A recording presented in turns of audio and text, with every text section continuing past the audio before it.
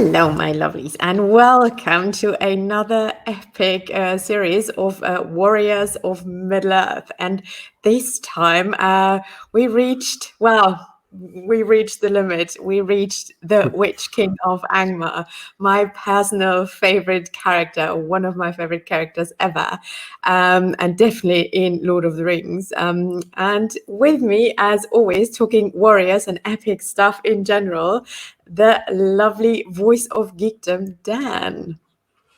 Yes, a voice, not the voice. Oh, I'm back boom! again. Blame the foreigner. Yeah, back again, and I'm equally excited to talk about one of the best characters in all of fiction, quite honestly, the Witch-king of Angmar. Yes. And what we want to do today, because for people who just know the movies, I know we say that many, many times and very often, but people who just know the movies, let it be The Hobbit, where he was mentioned as well, but the three Lord of the Ring movies, the Witch King has actually a lot of backstory to him, and he existed ages before and centuries before, and he fought epic wars, and he is not for nothing the second in command for Sauron. He has a pretty good but also a pretty bad track record in winning and losing battles. But True. yeah, we really want to learn more and want you to learn more about this character, because he is not just a side character. Actually, in the Second Age and in the Third Age, he had a really, really big role, defeating Númenóreans, defeating the what was left of the Númenóreans, bringing down a whole kingdom, because he actually brought down the lines of the kings of Gondor. And this is why we have the Stuarts now in the Lord of the Rings, and a lot of stuff he's responsible for. And we want to go through all that. At least we hope we can, because it might be a long one. So let's see how far we can get. Good. And Dan, where do you, maybe to start it like that, not start immediately with a date. Why is it you love the Witch King? Because of the enormous amount of history, because of all of the things that he did and continues to do into the Third Age and into the War of the Ring. We should say we're not going to cover the events of Lord of the Rings, not only because we've got no chance of getting that far before we fall asleep, but also we want to do a follow-up episode where we will do that live and we'll take questions about the Witch King. So as you're watching this, think of things that we haven't covered, ideas and thoughts that you have, and we'll try and address those in our live at some point, which should be fun. Exactly. So try to learn now and then ask us questions. Yes. So we'll go through the events of Lord of the Rings then, hopefully. Most people will know that, but we'll try and get some of the differences between the movies in, and we'll talk about some of that stuff. But yeah, epic character. We closed up last time talking about him a little bit. He's a sorcerer king. That's how I think of him. That's the epithet that I use. A witch king. Well, it's in the name, isn't it? But he's powerfully malevolent and sadistic, and he has a strong grudge against the men of Arnor, which we'll see. And he's plays in my theory. yes, absolutely. A theory which is taken a lot of research to come to. So do you want to start with that? Yeah, because I think you've covered it already. But... and that is basically the beginning of the Witch King, and we want to see who was he before he became the Witch King. We're obviously theorizing about that. That is not something Tolkien confirmed. And I made like a month or 2 months ago a video about that. So I will link it down below. So if you want to check that out, it's not that long. It's like 20 minutes max or something.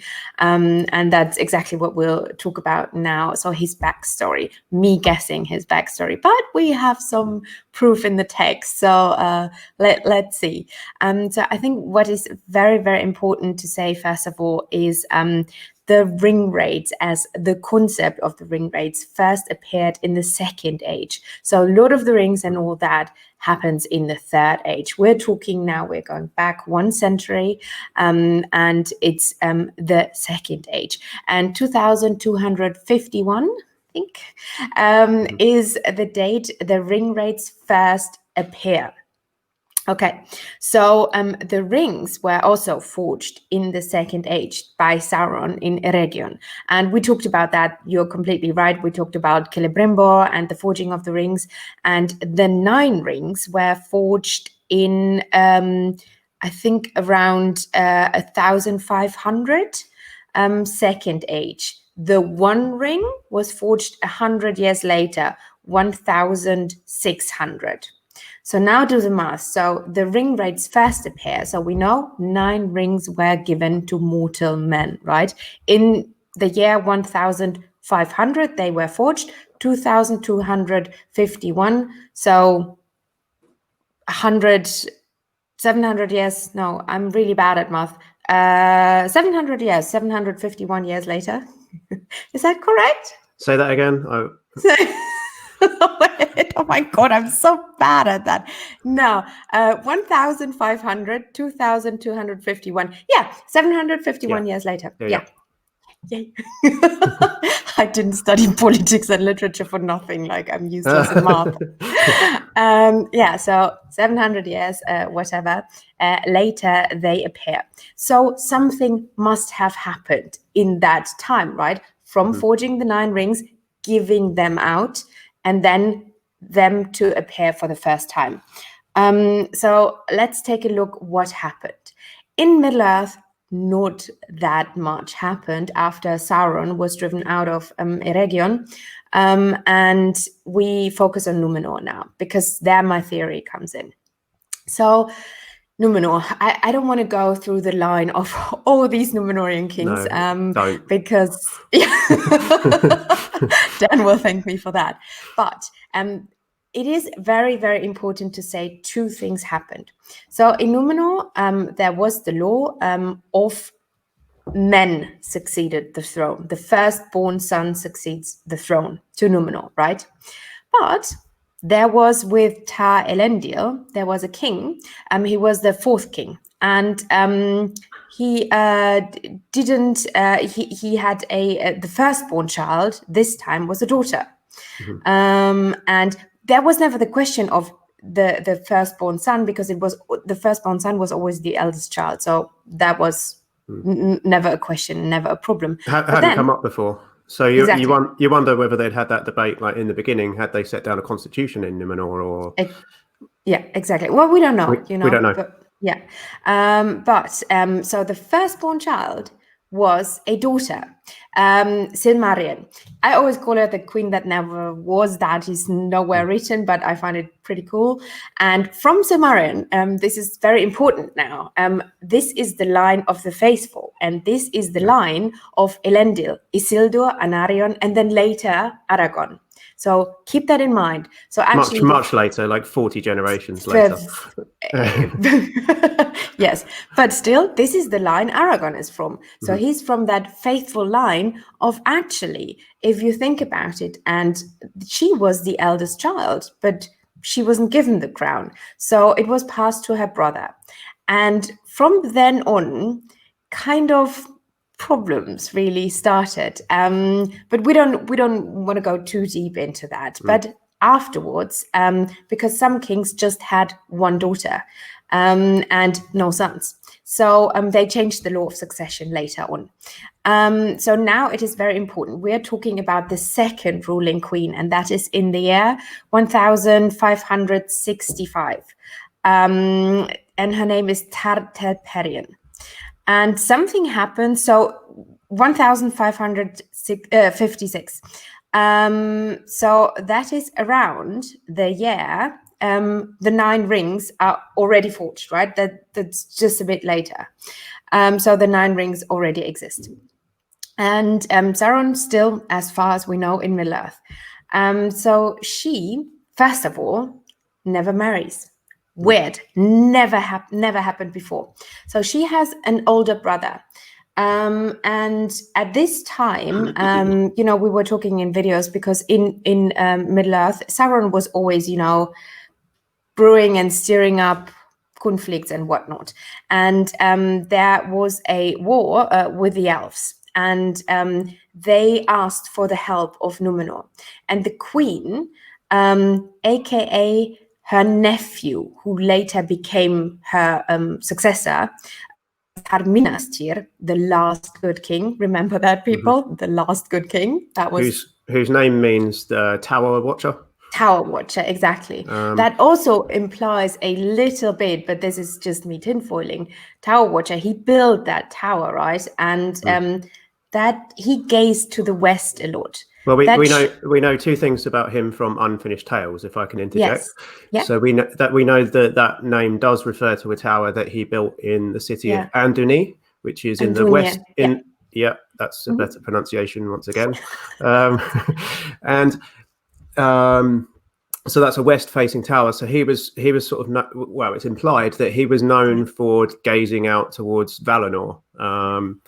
Sort of longingly looking at where the Eldar go when they die or when they sail to, and so it's implied that this was the start of the Númenóreans' obsession with cheating death, as it were.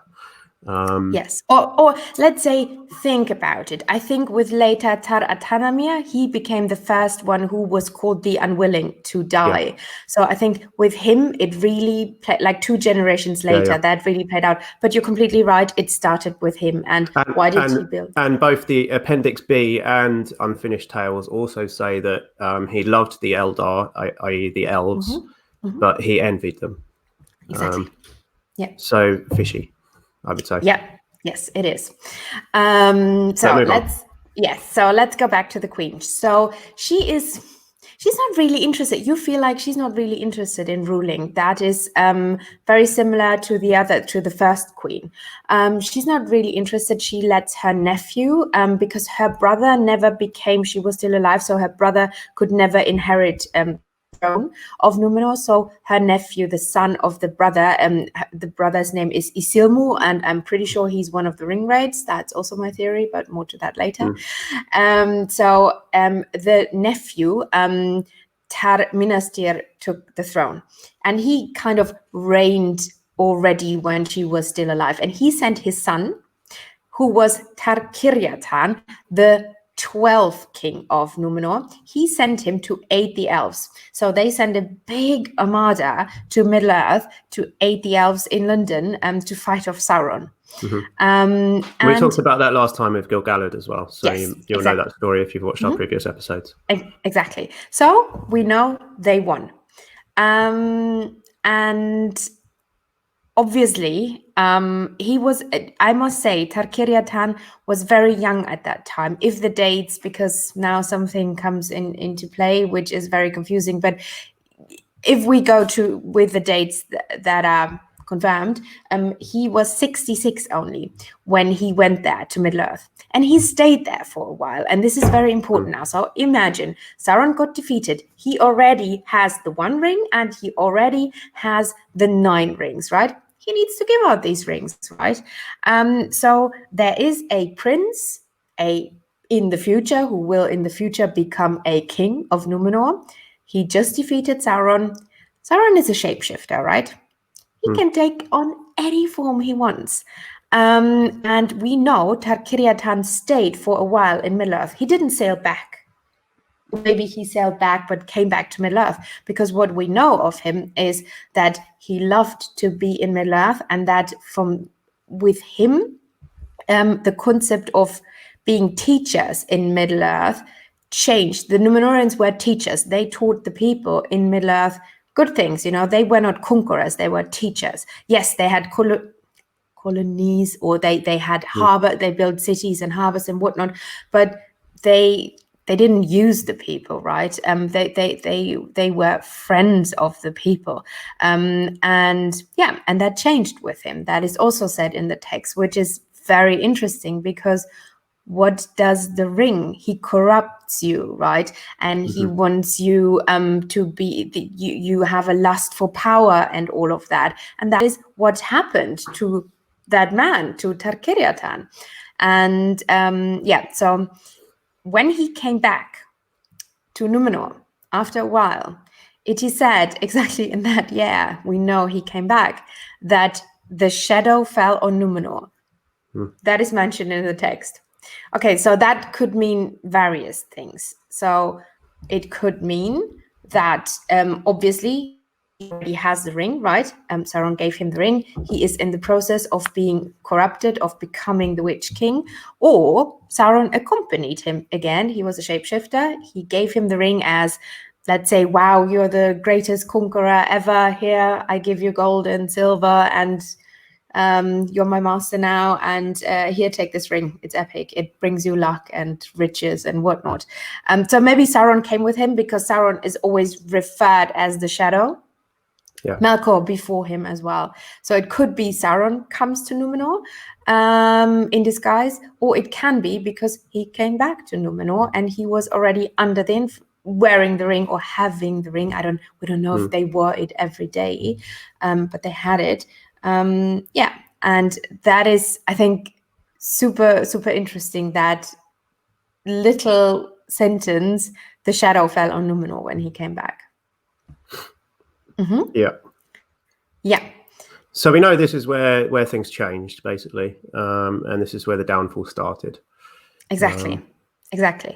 And so Tar-Kiriatan. And now the thing is, there are various dates. So Tolkien has dates of the following kings, of their dates of when they were born and when they succeeded the throne, and they're a bit there's a bit of conflict in there. We don't know what the fight, because I think Christopher Tolkien even said he didn't even know what he wanted to put in the text as the final answer.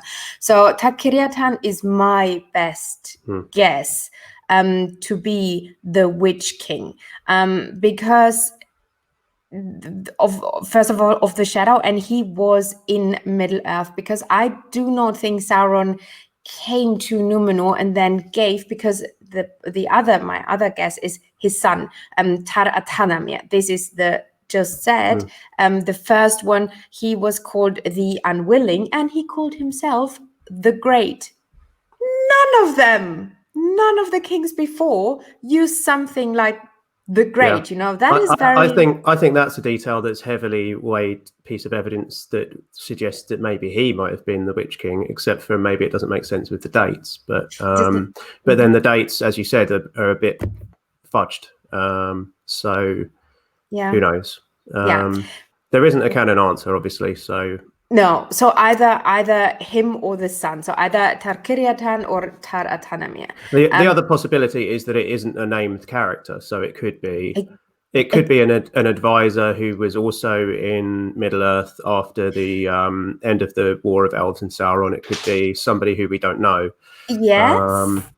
Who poisoned the ear of Kiriatan and corrupted him through, I guess, advising him or teaching him bad habits or corrupting him through words. Or it could be that somebody else was the Witch King who gave the rings to the other kings and they became wraiths as well. All of this is supposition on our parts, so we don't know. But it's definitely a sound theory that fits the facts. It does. And the thing is, there are just a few more hints, because he is a king, right? So why is he a king? Because Sauron is very specific with calling himself King of the Earth, King of Middle Earth. This is what Melkor did before him as well. This is why then very, very many centuries later, Ar-Pharazôn came to Middle Earth, because Sauron proclaimed himself as King of Middle Earth, and he thought the last king of Numenor, Ar-Pharazôn, he thought, well, no, I'm the king of men. So you see this concept of kingship here, and Sauron is not somebody who accepts somebody working for him, somebody less than him. Obviously, he was a second in command. He was not Sauron himself. He was not a Maya, as far as we know of. And he wouldn't why would he accept that guy calls himself a king and wears a crown.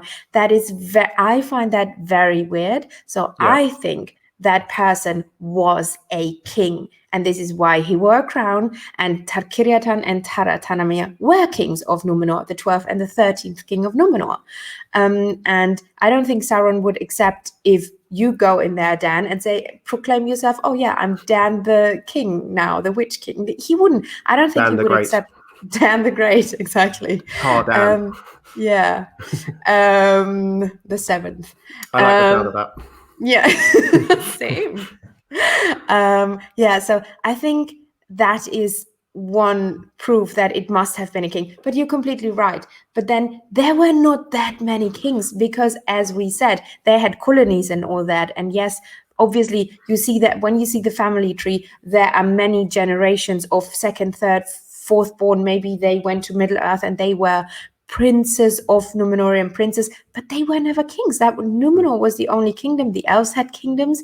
Maybe in Harad, maybe, we don't know. But there were no other kings around. So, well, we haven't said that we know that there are 3 of the Ringwraiths who were Numenorians, because that's said in the Akallabeth in the Silmarillion. So that is a fact. And in my opinion, you're right.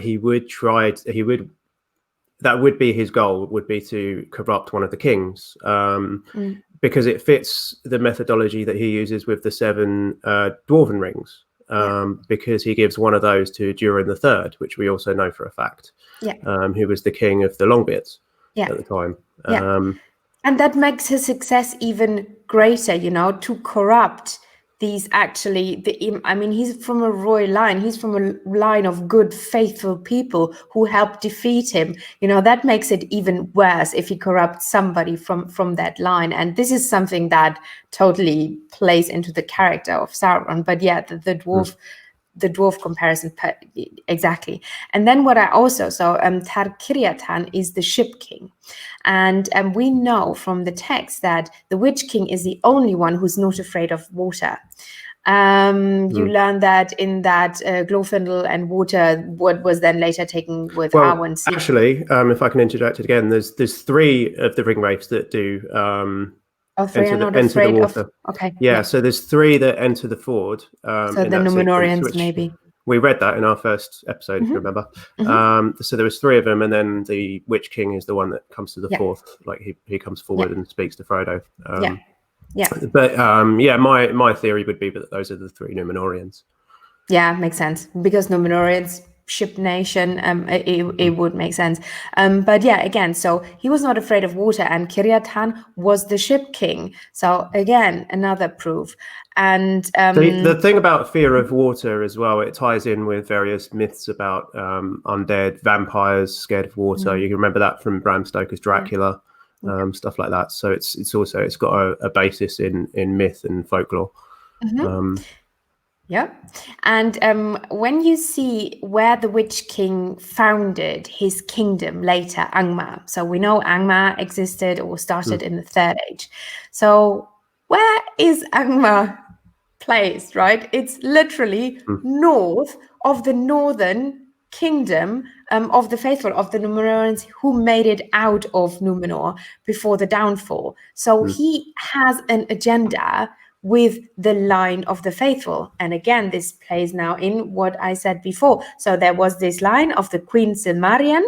They were separated then, and they stayed also separated. They lived in another part of Numenor. They never mostly the lines of the then kings married into that house. They took the girls from the princesses from that house and married them very often, but still they stayed by themselves. And so he has really a very strong agenda, like attacking Arnor so many times, getting all his strengths up north and then attacking and in the end destroying Arnor. So why is he after that line? It seems like he has it's vengeance for something.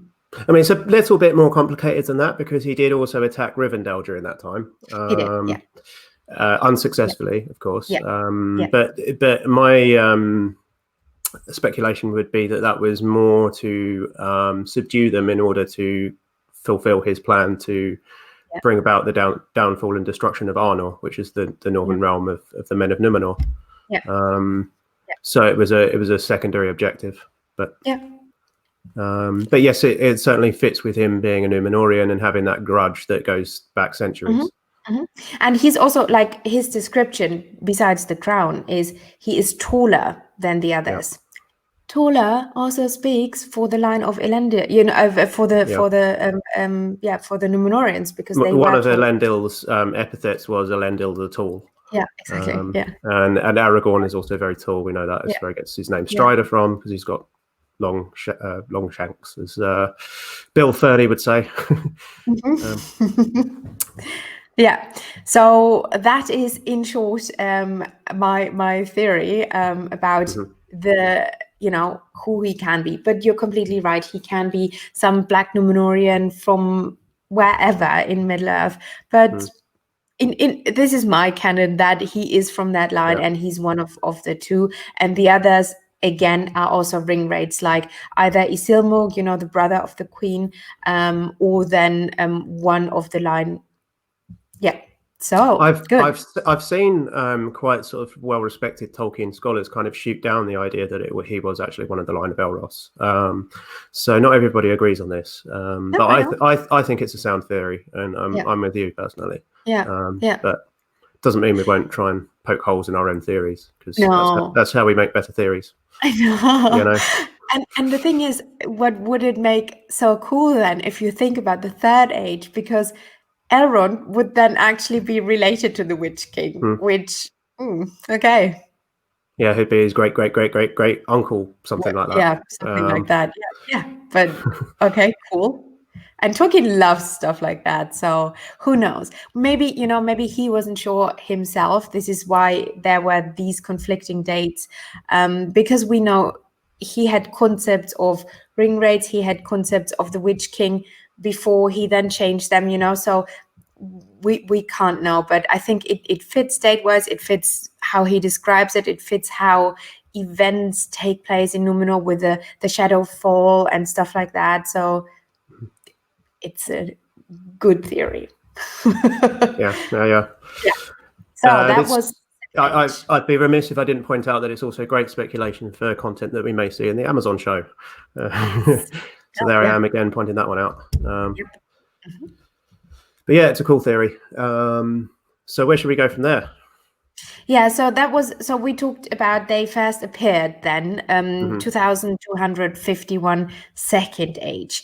We don't know great details about their role in the wars of the Second Age, do we? We know they were involved in the War of the Last Alliance, but we don't know exactly what. No. I would assume that the Witch King would be Sauron's stand-in during the period where he's captured by Ar-Pharazôn, and he would probably rule Mordor during that time.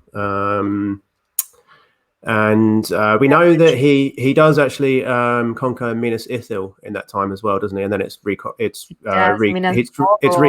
reconquered or colonized by the men of Gondor after the War of the Last Alliance. But then he later on takes it again. And it becomes Minas Morgul. Does the Minas Morgul name come about in the second age, or is it not until the Third Age they named that? I don't remember. Yeah, I don't remember. But yeah, it becomes Minas Morgul certainly after the second time that he conquers it. Like, what a cool name, actually. I love that name. Yeah. Literally means black magic. Yes. And same like his the main city in Angmar again, like such a cool name, is Carn Dûm, which sounds a lot like Dwarvish, doesn't it? Could be like a dwarven. It does, yes. It's not too far from Mount Gundabad as well, which is the birthplace of the dwarves. So actually, this was one that I was researching the other day, actually, this name, funnily enough, just because that's how I roll. I'm cool like that. And there's quite a bit of sort of debate about where that name comes from, and it's not actually that clear, the name Carn Dûm, but that was the capital of Angmar. But the writing and everything reminds me a lot certainly the it's not an umlaut, is it, that the pointy thing above the U in in the not from second that. word is very dwarvy. So the Khan, the first part of the word is it was an earlier name for the Vale. What's it called? The eastern valley outside the gates of Moria, outside the eastern gate of Moria. I can't remember what it's called. Yeah. Where the Miramir is. I know where the lake is. Yeah. Yeah. But there was an earlier name for that valley that was called Khan something. Yeah. So the speculation was that Khan means valley, Carn, Khan. So that would be the Valley of Doom. But Carn Doom was a mountain. It was a mountain. It's basically the northernmost misty mountain. Yeah. Pretty much. Yay. So yeah, we're getting on to third age stuff here in a little bit, but So second age, like you said, we know a lot what happened in the third age in the war, like Pelennor Fields and everything. We know where the Witch King was, what he did, what his job was. Sorry, my cat is very annoying. And but we don't know, like you said, what happened at the War of the Last Alliance, but I assume, he was and will have been his second in command, because at that time he didn't have, Sauron didn't have, it was not like Melkor had Glaurung and all these others. And so I think that was his role. And same as always, second in command. Yeah. We don't know what happened to him during the battles, like specifically, but he went into hiding after Sauron was vanquished, and exactly, for a long time. I think there's a line in the appendices saying that they hid in the shadows or something, like something vague like this. Exactly, for like a really, really long time, because War of the Last Alliance is basically the end of the second age, and then we just hear, I think, from him first age 1300-ish, when he founds Angmar, right? When he builds Angmar, the year 1300, so 1300 years. What's he been doing? Don't know. He's invisible, so maybe he's been sort of in the girls' changing rooms all that time. Well, he wasn't in the Shire because he didn't know where the Shire is. No, he wasn't there. He was probably, I would imagine, he would be in the Far East. He would be in Harad, or that would be my speculation. But we don't know. But something a little bit earlier happens. I'm going to bring my notes onto the screen here. So I've got them on my second monitor. So we mentioned it already.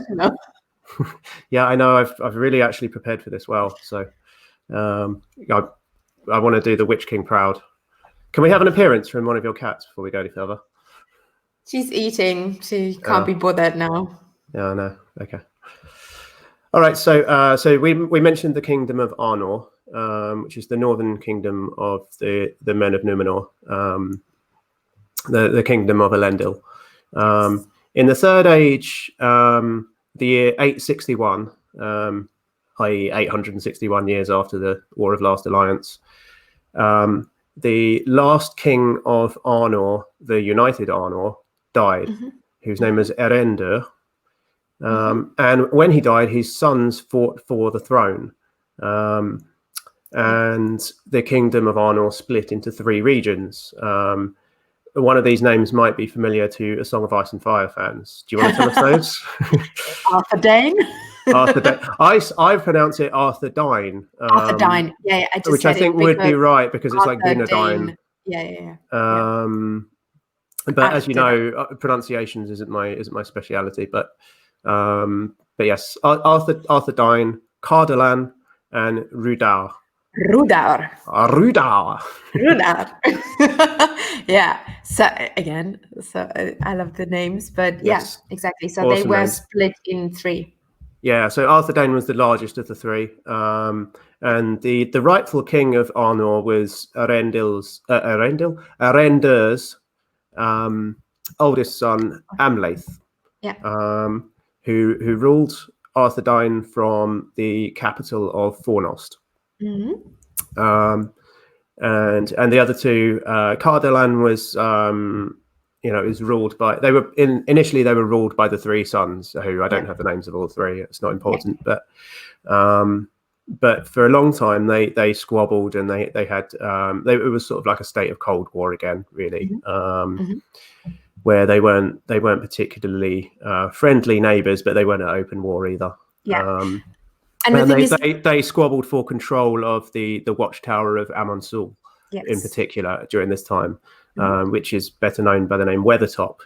So Lord of the Rings fans, you'll know that one from the Lord of the Rings. And one of the Palantiri is there, one of the watchstones. Yes, exactly. So there were the 7 watchstones of the Men of Numenor. I think there's 7. Is that right? They brought only 7, I think. Or 9. No. There are 9 originally, but I think some are gone. We don't know where they are. I think 9 are the original ones. There's one in Tol Eressëa, isn't there? Yes, exactly. Yeah. Yeah. So there's a whole chapter in Unfinished Tales about the Palantiri. Yeah, it's super interesting. And there was one main one in the north, which was this one at Amon-Sul, and there was one main one in the south, which was at Osgiliath, which again, Lord of the Rings fans will know as that ruined city on the river. And they were much, much bigger than the other Palantirs. So the smaller Palantiri were that's the plural, were a fair bit bigger than they're depicted in the movies as well. So they're about a foot in diameter. You can tell I've been reading Unfinished Tales here. But the large ones, the big ones at Amon-Sul, Weathertop, and Osgiliath were huge, and they had to be mounted on a large round black table.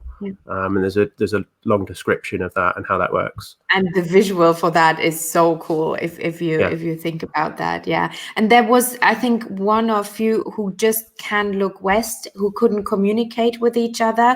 So it were different, they all had different concepts. But so as you said, very important place. And coming back to the 3 kingdoms, it totally reminds me, because I was doing some research, because I'm a nerd, on Charlemagne, and cool. like in Europe. Did you know that Christopher Lee had a heavy metal album about Charlemagne? What? No. Yeah. Oh my God, that makes me love him even more. Like, I mean, how can you not love that guy? I think, isn't it like 5 years ago he died? A few days ago, I think it was the 5-year anniversary of his death. Yeah. And when I saw that, do you remember that Zoom meeting of all the Lord of the Ring actors? Oh my God, it was so good. But when Ian McKellen said that Christopher Lee, he stood there at the, they had to queue for the food for lunch or whatever after filming, and he said, oh, you know what? Star Wars gave us better food. The food on the Star Wars set was way better, or something like that. And I was like, oh my God, he such a legend. And he narrated. Yes. What did he narrate? Children of Hurin. Children of Hurin, exactly. Yeah. Oh my God, so good. Yeah, I've never listened to that. I really should. I have it. Have you? Yeah. Do you want it? Yeah, we'll talk. So where do we get to? Arthedain, Rhuda, Cardolan. Yeah. So the Kingdom of Arnor split into 3 parts.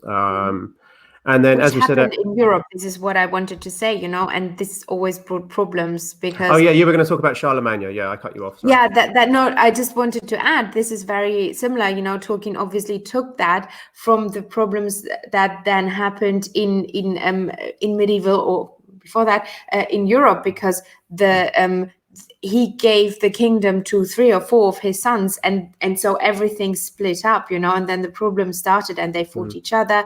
And it's obviously easier when you have the law of the first and the eldest succeeds and gets everything. And this here is the problem. And first of all, it started with them dividing Gondor and Arnor in 2 separate kingdoms, and then splitting up Arnor again. Not a good idea. Yeah, well, I think the answer is probably a republic for the people, but yeah. But my political beliefs are very different from Tolkien's. But there we go. And there's another in squabble later on as well, isn't there? There's the kin strife as well, but we're not there yet. So. So yeah, we said it already. The kingdom of Angmar was established in 1300, and at that time I assume it was mostly orcs and trolls, and maybe some northern hill folk that weren't part of the kingdom of Ardor. We don't know, but yeah, it was a northern kingdom of evil, ruled by the Witch King. And at this time, he wasn't openly declaring himself as one of the Nazgûl. No. And we know him as a sorcerer who was ruling that kingdom. Yeah. And I'm not quite sure when he does declare himself. Actually, I've been trying to find this out, but I think can't when he actually starts see a the source war, for it. isn't it when he starts a war with Arnor in 1356? So yeah, possibly. think it would be the first time he appears in person on the battlefield. So yeah. So the year 1349, Argileb I comes to power in Arthedain, and he at this point the other two lines have already failed. So the other two sons of Amlaeth, not Amlaeth, Erender, had already died. So those lines had died out. So Argileb sort of says, this is the grandson. He says, let's reunite the kingdom of Arnor. And the hill folk of Rudar, who are quote unquote lesser men, i.e. not Númenorian descent, they take issue with this, and they ally with Angmar. So then the civil war really starts at this point. Exactly. And the most, so just to give you an idea about how did these kingdoms look, or Arthedain, Rudar, and Cardolan. I think Arthedain was the biggest and most, with Fornost. Fornost was the biggest city in all of the three Anorian kingdoms, and most populated, and as was Arthedain in general. That was like the biggest population. They were the wealthiest of them, and I think Cardolan didn't the plague or something even like yeah, that's a bit later. That wipes out lots of people all over the continent. But it hits there very hard, and I think Cardolan and Rudar, there are less and less people there. Even it's not as populated as then Arthedain is with Fornost, and when Fornost falls. But yeah, we get to that. So then the Witch King actually attacks Rivendell at this point as well. So we said this earlier as well, but he's driven back by Elrond, and Glorfindel presumably was there. His nephew. He's everywhere. And then the Angmar War starts properly in 1409. So that was when the first battles broke out. And during this time as well, a little bit later, which I don't think is a coincidence, I think this is coordinated by Sauron in Dol Guldur. There was the kin strife, so I mentioned this already. But in the south, in Gondor, there was a power. I won't talk about this for too long because it's not particularly like relevant to the Witch King. Yeah, but it's cool. But the king at the time was Remendersil II. And he married a woman Remendokil. Yeah, go on then. One more time with feeling. Ignore me. Married a woman of you wouldn't believe how many takes I've had when I've been doing my videos on my own channel this last 2 weeks. Remendekil II married a woman of the Northmen. So these are the ancestors of the Rohirrim, I would assume. Again, quote unquote, lesser men, except they were descended from the Edain, so they weren't lesser, but they were lesser than the Númenorians who lived for 400 years. And there was racism in the south, because many of the pure-blooded Númenorians took issue with this, and they wouldn't support the son when he tried to take the throne. And then we get a name from A Song of Ice and Fire again. Castamir the Usurper. So cool. Reigns of Castamir. Yeah. Song of Ice and Fire fans. Yeah. Tried to usurp the throne. The phone. The phone. He tried to steal his phone. So Yeah, he yeah, did. interesting. And this was I only mention this because this is relevant to later on, because this was something that caused a lot of death and destruction in the south, and eventually affects the war in the north, because it lessens the strength of Gondor. Exactly. And They themselves. these are coordinated events. These have to be coordinated. A strategy from Sauron. Because he knows they are he knows how strong they are, and Gondor was really strong at that time. So obviously this is the same like with Numenor, he defeated Numenor, I believe, from within. He went to Numenor and, they basically drowned themselves, right?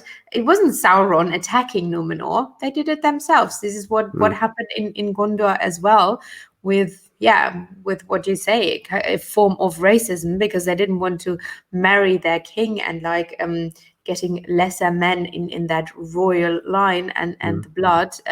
But then in the end, I think, and it's explicitly stated, and this is what I love then about Tolkien, because obviously he didn't like that form of racism, and he said that nothing even changed. Like the son lived many years, and it wasn't like that, like the blood watered down, or I don't really know what the description could be, but he even became later king. He's the half-blood prince. He is Eldacar. But that didn't even happen what they predicted, and he was a good king, and it's a bit. What happens is he kills Castamere, and then he drives the rebels back south to Pelagia, which is a city on the sort of the delta of the River Anduin, which Aragorn goes there in Lord of the Rings. Lord of the Rings fans. They basically drives them off south, and they go south to Umbar. And I guess the Corsairs of Umbar are descended from them. Yeah. In a sense, some of them are anyway. Yes. So that's an interesting aside, but we'll get back to the Northern Kingdom again. So what happens is the men of Arthedain and Cardolan form a sort of defensive line against Angmar and Rudar in the north and east, and they come to an uneasy truce and hold the lines. And also the elves in this time keep them in check as well. So Rivendell is not too far away either, and they have a part in that as well. So there's a couple of 100 years there where there's a sort of peace in a sense. And another thing as well, which is interesting, is the year 1601, the land of the Shire was founded. Yeah. Which is 1 year after the Astari land, I think. I'm not mistaken. Or was that was earlier, maybe? Or was it later? I might be remembering wrong. I haven't read the Astari chapter in ages. It's Third Age, whenever beginning of third, like mid beginning of Third Age. I do not remember. Yeah, I'm literally thinking out loud here, but it's interesting that the land of the Shire was formed at this time as well, because that's basically in the middle of it all as well. The hobbits are there, sort of innocuously, living their lives, and they had to migrate through all this war zone. To get there. Yeah, they did, and this is why they accepted the Dunedain later, and why they accepted the king of Arnor. They were his subjects, and isn't it even written? Yeah. So and I do think Sam, in the Lord of the Rings, I recently started the Fellowship again, and I think Sam says something about that. There's a line.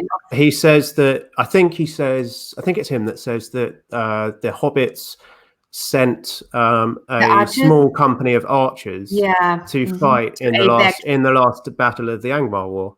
And then it says, I think there's a note, or there's you can imagine it being, because obviously the narrator's voice is several different writers, because within its fictional frame we've got Frodo and Sam both writing the Red Book of Westmarch.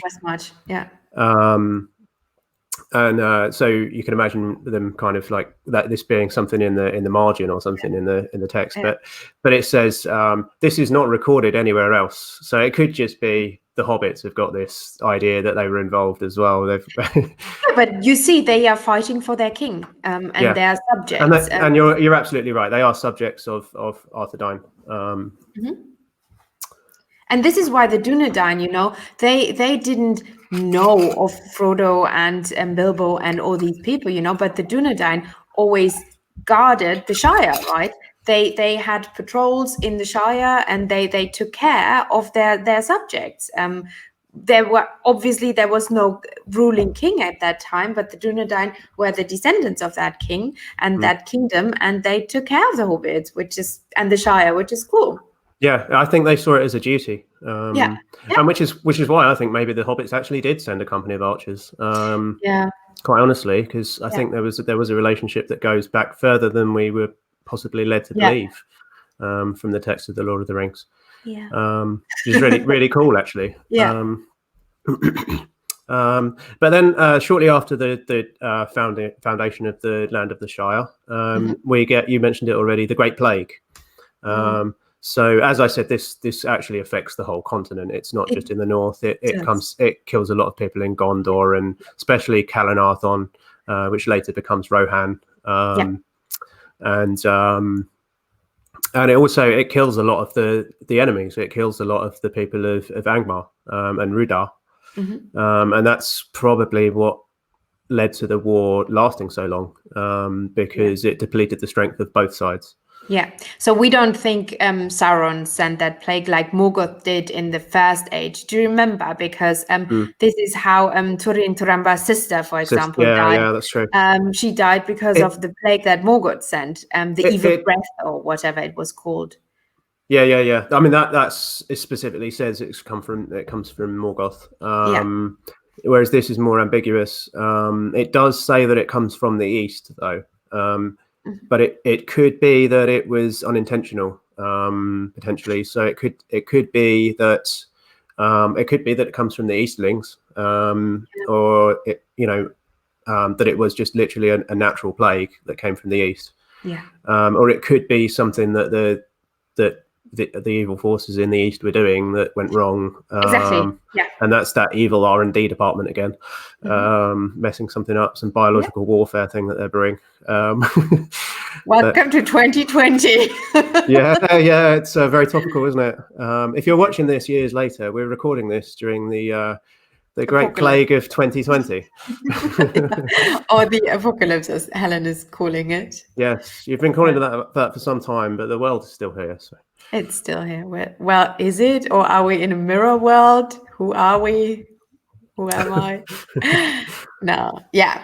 So, exactly, the plague. And then Barrow-downs. Do you want to talk? I think that's next, right? Yeah, pretty much. Yeah, I haven't really got... It's around the same time. And I haven't got this written down, but yeah, it's relevant. So the spirits come out of the north. Evil spirits come out of the north, and from Angmar, sorcery that was devised by the Witch-king, that basically they inhabit the dead bodies of men that are buried in the barrows in the kingdom of Cardolan. And the sort of legendary last prince of Cardolan is potentially the very same reanimated corpse that we see in the chapter on the Barrow-downs in the Fellowship of the Ring, and that's hinted at in the appendices as well. Yeah, where the hobbits kind of got stuck, and and the ghostly hand, and then Tom Bombadil comes and saves the day. When I read that as the jolliest superhero child, in Middle Earth.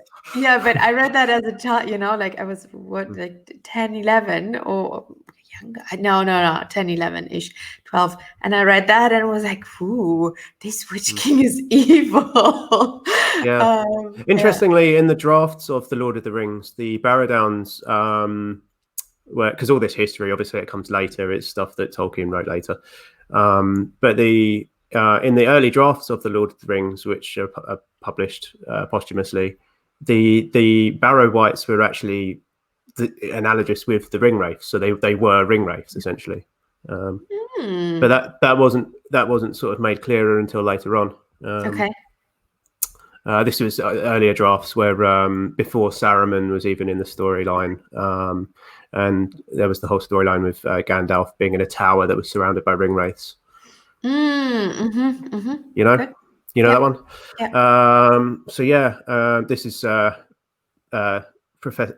professor stuff that I'm getting this from.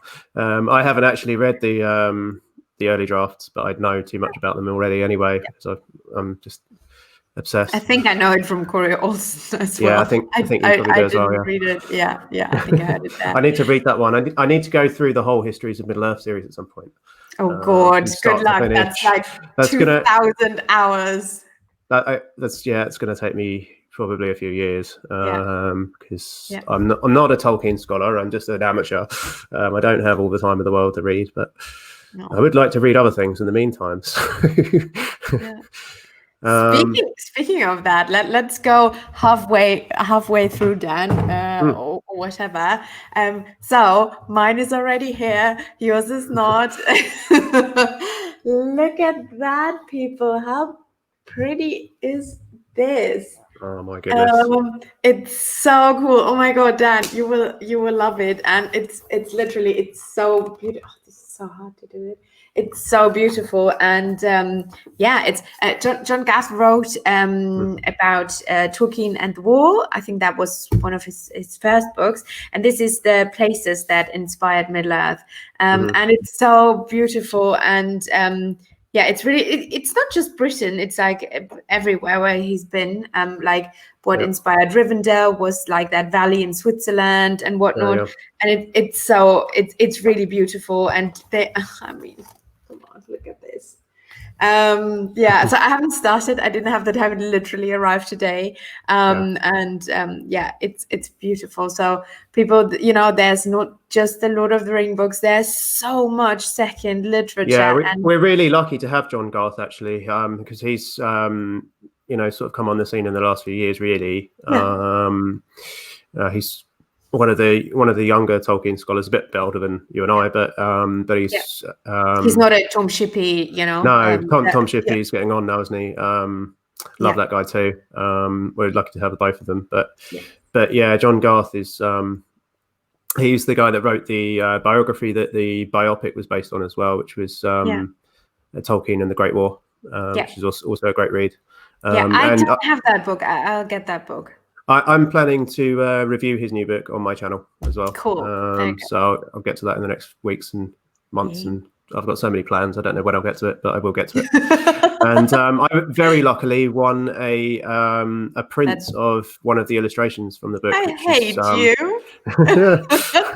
I know.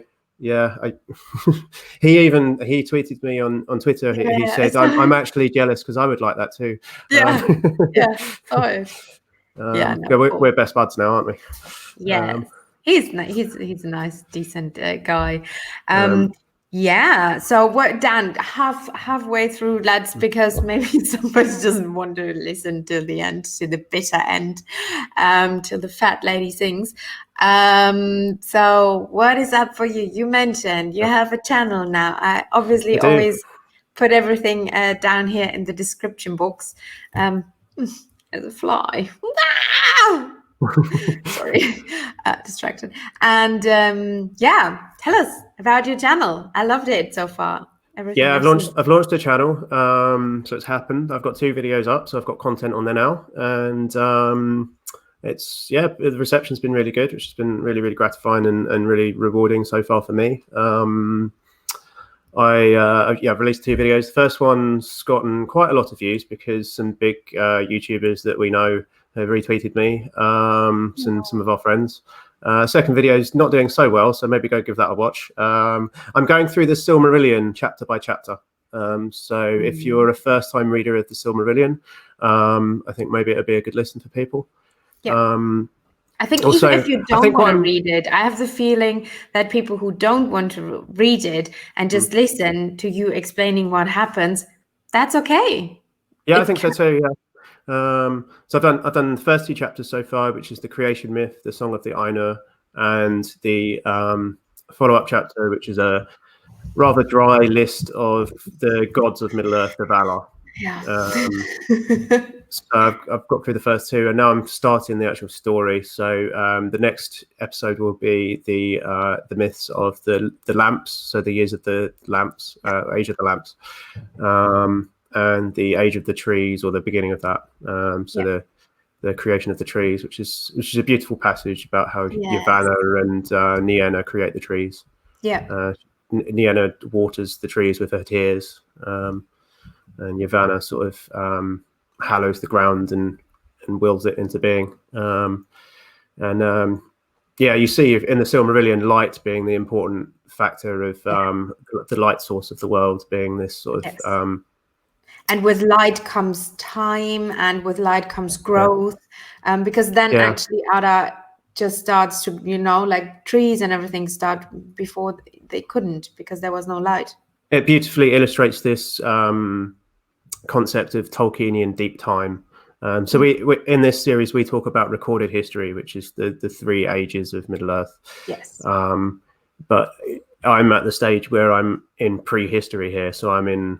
They call it Valian years, don't they? Yeah. To describe the years of the trees, because the trees aren't 24-hour clock; they operate on a different time scheme, which is cool. And obviously, the elves being immortal, they kind of adapt to that. Yeah.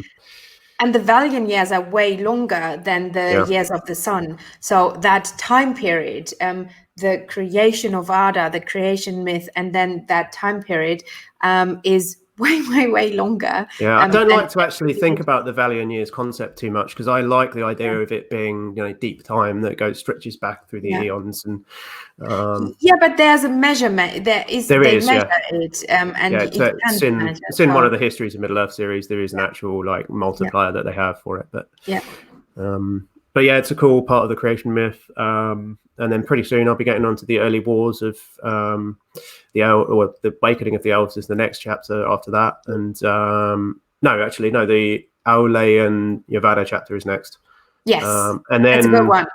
Yeah, that is a really good one. Yeah, and then there's some really short chapters, so maybe I'll get some time to do some other stuff. So who's your favorite Vala after doing that last video? I wanted to ask you that. Story-wise, Mandos. Conceptually, because he's come on, the Doom because of Mandos. The Doom. It's a brilliant moment. It's one of my favorite moments in the Silmarillion, because you read it the first time and you're like, what is this guy talking about? Pretty cool. Yeah. And he sort of cryptically lays out what's going to happen in the story, but it's really well written how it comes across, and it's something that you have to go back and read again. But because with my series you're going to get my analysis, hopefully people will understand it first time round, and people that haven't necessarily been able to finish the Silmarillion in the past, or have got through it. We've laboured through it and not understood it all. Hopefully my series will explain some of it. I'm making it sound like it's a bad book. It's a wonderful book. But it's a challenging one, isn't it? And I'm trying to make it accessible for people. Yeah. It's cool. And I've got some other ideas, which hopefully in the coming weeks I'll have some more content as well. I want to do some more clickbaity stuff as well for Lord of the Rings fans that might not necessarily have read the books. I know. So I should do that as well. I'm just hooked on the Silmarillion stuff, so I know you. I'll continue for that. I even said, I'm not going to lower myself and do Third Age. We're doing Third Age tonight. I know, but that he plays a big role in the Second Age, and he's a Second Age character. Yeah, no, good. So And what I have you love. got coming up, Helen? Because I think you've been talking to the Nerd of the Ring again, haven't you? Yes, tomorrow we talk, and I think next week we record a video, and we have no idea what we want to do and in what format. But yeah, he's very, very nice, Matt, and yeah, we will find something, maybe something similar like this, or maybe what he did with. Oh my God, I do not remember his name. With Did he do a video of Geek Zone recently? I think his name Geek is. Zone, exactly, yes. And yeah, I haven't watched it. I have to watch it at some point. yeah, it's like a two-part, like part one is on that channel and part two there. But I love discussing with people, and I think that is way more charming than just doing a law video, which I love as well, and law videos are amazing. But yeah, I love this chat, and I think this community is so cool and so nice. And after recent events, I learned that, and everybody's so open to talk to each other, and yeah, I love that. And so I reached out to a few people, and yeah, Matt was super open about it, and so we will do something fun, and I'll obviously keep you posted. Probably end of the week it will drop, whatever we'll do. Yeah. And And you finally got Carol back on. You told me as well. yes, Carol is back. We record Sunday, our podcast, and this time, and we tried 3 times, 2 times to talk about religion in Tolkien, and a little comparison between C.S. Lewis and Tolkien, and their approach on in your face religion and allegory, and how Tolkien didn't want to convert anybody to Christianity. He just uses concepts of different religions, and obviously he is a religious person, and he was a devoted Christian and Catholic, but that doesn't play out the same way it does, Yeah, especially this. not in Lord of the Rings. In the Silmarillion, you can argue about that, but not in Lord of the Rings, and that's very different from what Lewis did. Yeah, absolutely. Yeah, I mean, Yeah. I mean, if you look at the Silmarillion, you have Erendil at the end. Not to be confused with Erenda, who I was just talking about a little while ago. Erendil, who he's kind of this messianic figure in the Silmarillion, because he's a prophesied figure that Mando again talks about early on. And but the point is, he's not Jesus at all. He's Erendil. There's elements of the fall of Troy in there, and his backstory, which we've talked about before, and there's other things in there. Whereas C.S. Lewis is very much Aslan is Jesus. Yeah. And I've not read C.S. Lewis since I was a child, because I read the Narnia books when I was very young, and when I got to the last one, which is basically Revelation, I got really upset, actually. Yeah. The thing is, this is what I always say. I think Lewis is, for me, I love literature. I love a good book. I think Lewis is the better writer. I prefer his style. I love his writing style. But then Tolkien created a way bigger world, and things are different when you write that way, because, he had all these thousands of side plots, and that makes it more difficult to write a, coherent, very easy flowing story. That doesn't happen with somebody like Tolkien and the backstory he has. And C.S. Lewis is different, and I like his style, but I would never, I told you, like, literally, if I go back so many times. Ooh, it's with my camera. I go back so many times, not just for this channel, but because I love reading Silmarillion. I love reading the Lord of the Ring books and all the additional material. Why do I do that? Because it's such a good, and it catches you. It's so compelling. The story is so amazing. I don't do that with Lewis. I never wanted to read. I loved the Chronicles of Narnia as a child. I loved it, but I don't want to read it every 2 years like I do with the Lord of the Rings. I don't want that. Nobody does. And this, that's the difference. I think my favorite one was the Voyage of the Dawn Treader, from what I remember. But yeah, it's been years and years and years, so maybe I should read it again at some point. But I've read some of his, like The theological time writings. yeah. Like some of his other sort of what's the word? Religious apologism stuff. Yes.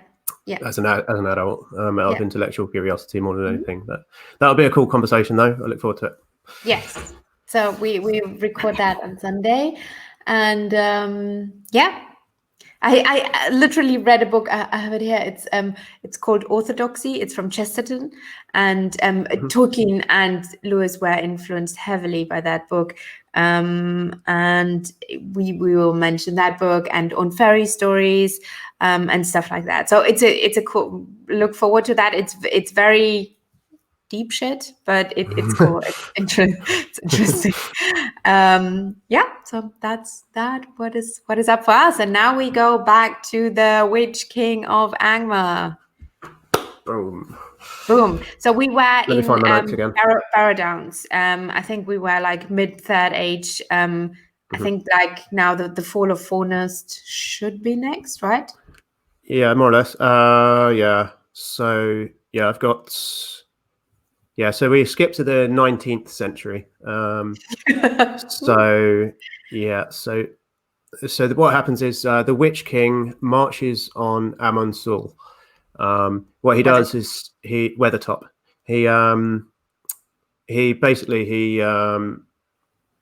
The men of Numenor, the men of Arthedain and Cardolan, they form a sort of defensive line, as we said earlier.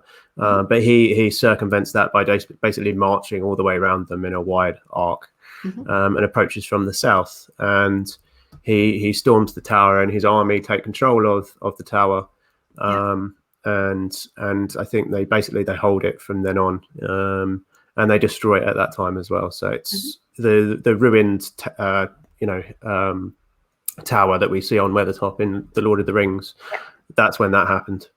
And it's cool that they attack him there, right? That they attack the hobbits and Aragorn there.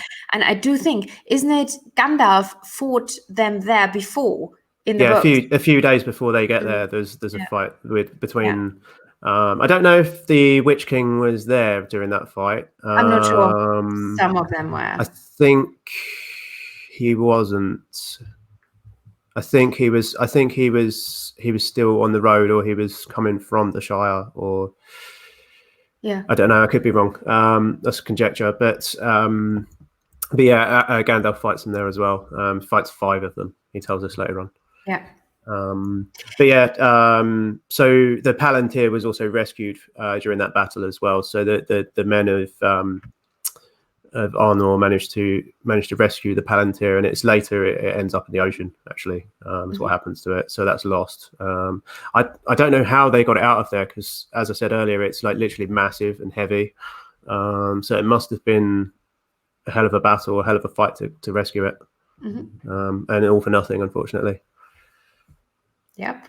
But you have to think that's another secondary objective of the Witch King there as well, because we see how important the Palantirs are later on in the War of the Ring. Any thoughts on that? No, that's what I wanted to ask you that, because I'm reading the Fellowship of the Ring. I'm just starting. Yeah. Was the Witch King the one who asked Gaffer Gamgee? Was he the one asking? No, that's Camul. It's Camul. Okay. Yeah, according to Unfinished Tales, that was Camul. Okay, because that's literally one of the coolest scenes ever. Like, oh my god, how cool is that? Gaffer fucking Gamgee, like, not be what a hero. Like, what would you do if a fucking Nazgûl showed up in front of your door, and then he's like, oh my god, I love him for that alone. It's one of the coolest scenes, and I didn't really remember that, and it's so cool because in the movies it's a bit different, and in the books it's such a cool scene. Yeah, in the movies it's very different. That's that scene that we see where we get the farmer hobbit who comes out of his house and basically does pee his pants, doesn't he? He's like, well, there's no Bagginses here, Hobbiton that way. Yeah, he just craps himself, as I would say. But in the books, he literally tells him to go pack it. Like he's literally just like, get lost. Yeah. We don't want your kind around here. This is so cool. I don't Oh remember my what he God. says exactly, but Yeah, it's an yeah, awesome yeah. moment. Yeah. It's kind of ties in with something Gandalf says later on, very sort of wisely, sagely says to Frodo, I think it is, once Frodo gets to Rivendell, he says that the Shire has a power of its own, like Rivendell has a power to resist the forces of evil, and evil things do not enter this valley. He says the Shire has a power of its own, which is different, but that's that power. That's the strength and the hardiness of hobbits for you. And this is why It's not just Saruman. Gappa Gamgee. It's a hobbit trait. Yeah, and this is why Saruman, they infiltrated the Shire because they knew they needed to be there and to look up the hobbits who could, in the end, fight against them or whatnot. So they infiltrated the Shire, and then the scouring of the Shire and everything happened. So that was it was important. It wasn't just because Sam and Frodo and Bilbo were from the Shire. So it is known, like you said, the sturdiness of the hobbits. Well, those people who knew them anyway. Yeah. So Gaffer Gamgee. Well, we'll talk about all of this in our follow-up live, which we're going to do. Yes. So we're going to go through stuff in the Lord of the Rings, the 3 books, and also the 3 movies will come up, no doubt. So if you want to ask us who would win in a fight between Darth Vader and the Witch King, we will give you our answer then. Whatever it might be. I think at Crown of Thrones last year, somebody asked us on the panel, which king or wait a moment, what Game of Thrones character did they ask us? Was it the Night's King? Was that Night's King or Witch King who would win? One that comes up quite a lot. I think. So what's your answer? I would say Witch King. F you, Night King.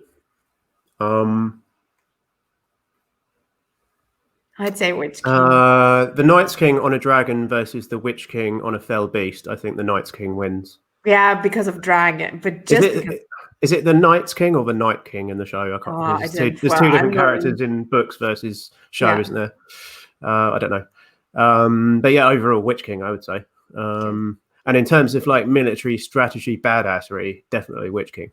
Yes. Oh my God. Yes. But I mean, we this is why we're here. We talked about him being a great warrior and commander. But you see, I mean, yes, he destroyed places, but he was not always successful. So I think Sauron very often had that, you didn't do your job properly. Yeah. I mean, he had lots of failures, certainly, and definitely in the Fellowship of the Ring. We don't see loads from him in the 2 Towers, but yeah, I mean, there's loads of moments in the parts that you're reading at the moment in the Fellowship where he comes very, very close to capturing the hobbits, and you just think, how did you not manage to just take care of these little munchkins, these little hairy people that are 3.5 feet tall? Yeah, you can imagine after what happens at that we read in the Glorfindel episode, what happens at the Forge. You can imagine him going back to Mordor and just getting an absolute hiding from the boss. I wouldn't like to. Well, I would have liked to have been a fly on the wall there, really. Actually, one of my big regrets about the Lord of the Rings and the style of it is that we don't see that. We don't see the perspective of what happens in the enemies. Yes. Well, maybe with the show we will. Like obviously you'll learn more about that. But we'll see Second Age stuff, certainly from the perspective of the enemies. You would think. Going one step back to the Second Age, do you think, because that's a question I always had, do you think that Sauron left the ring with the Witch King? Because what is very interesting of the concept of the 9 rings, they didn't wear the rings all the time. Sauron, I don't know if people know that, Sauron took the rings from them. Sauron held the 9 rings. It was not like the Witch King was wearing that ring and then magically Sauron could command over him or something like that. They fell under the spell of the ring, but Sauron took back, and this is why he wants the dwarven rings, I think, as well. One of the reasons. And Sauron took the rings and has the rings. They're no longer wearing the rings. And do you think, though, he has the one ring while Sauron was in Numenor? Because he drowned and he lost his body, so he can't have the ring. That's a very good question that I've never thought about. I would think that Sauron would have a vault, a deep dark vault that he locks, that only he has the key to, that's magically warded and protected, and nobody knows of its existence, and it's deep in the bowels of Barad-dûr, and it's guarded by the most scariest stuff that he's got going for him in Barad-dûr, and that it would be, you know, deep in the vaults, as Denethor would say. I don't think he would trust it. He would entrust it with anybody. Same like Melkor would with the it's a supposition, but it could be that it would be impossible for the ring wraiths to claim the One Ring for themselves, because they're already under the dominion of the ring, and that they're controlled entirely by Sauron. So it could be that he would be able to trust them with that. That's what I exactly, because you never, what you said, you never hear that they were lusting after the One Ring, or they wanted to try, like, I mean, he trusts them enough to send them after the One Ring when when Frodo's got it, when he sends them after Bilbo, but but Frodo, they would need have Frodo goes on the run, and they would I mean, their plan, on getting back to Weathertop again, their plan is to stab him with a Morgul blade and then wraithify him, and then take him back to Sauron still bearing the ring. But they would have ample opportunity to claim it for themselves if they were able to. So one would think that they wouldn't be able to. They wouldn't have the necessary willpower to break the spell of their own rings. But the fact that you mentioned that that they don't habitually wear the rings is interesting, because it makes you wonder what would happen if Sauron gave them to somebody else as well. I think it is that something you've ever thought about? Because could he make more ring wraiths? Could he hand them out again? Or what would happen if he did give them to, let's say he gave one to Boromir, for instance. If he gave one to Boromir, I mean, you would think that Boromir would have the wisdom to turn it down, but then we know Boromir better than that, don't we? So I don't think these rings, and I think, like making the emeralds, that is a one in a lifetime thing. I think forging these rings at exactly that place, exactly that time, with the help of Eregion and the elves and whatnot, I think that is a very unique thing, like making the trees, making the emeralds, all that. So we have these 9 rings for men, and I do think that we know Morgoth's ring, right? You know that book. So Morgoth's ring is Middle Earth, and bloody hell, this fly! Sorry, Morgoth's ring. It wants to suck your blood. But I'm a vampire. There's no blood. So Morgoth's ring, right? He poured his energy in the land, and I do think that in those rings is the spirit of the Nazgûl, of the 9 riders of the Nazgûl. And I think it is in that ring, and by him having that, and they don't even have to wear it, it is put in that ring. Same concept like Sauron did, and they poured their energy and everything in there, or it flew in there after them. Obviously, they wore it for a certain amount of time, and then it is in there, and then he has it. So he has like the dominion over them by by having these rings. It is like a vessel, and that their power is in their spirit, their power, their whatever is. So you would say that the ring wraiths aren't, they're not, they can't be separated from their rings, because they've, as much as Sauron can't be separated from the One Ring, it's the same concept. I would say that. Yeah, I would say that too. So on that note, would you say that if the rings were given to somebody else, it just simply wouldn't work? Yeah, it would be. The rings would maybe make them greedier. Maybe they would live a little bit longer, but it wouldn't be. That ring is taken. That ring is claimed by Camul. That other ring is claimed by the Witch-king. I would say that is what I think the concept of the ring is obviously different, because even, you know, Galadriel could use it, and but that ring wasn't to enslave. That ring was to enslave others, not the ring carrier.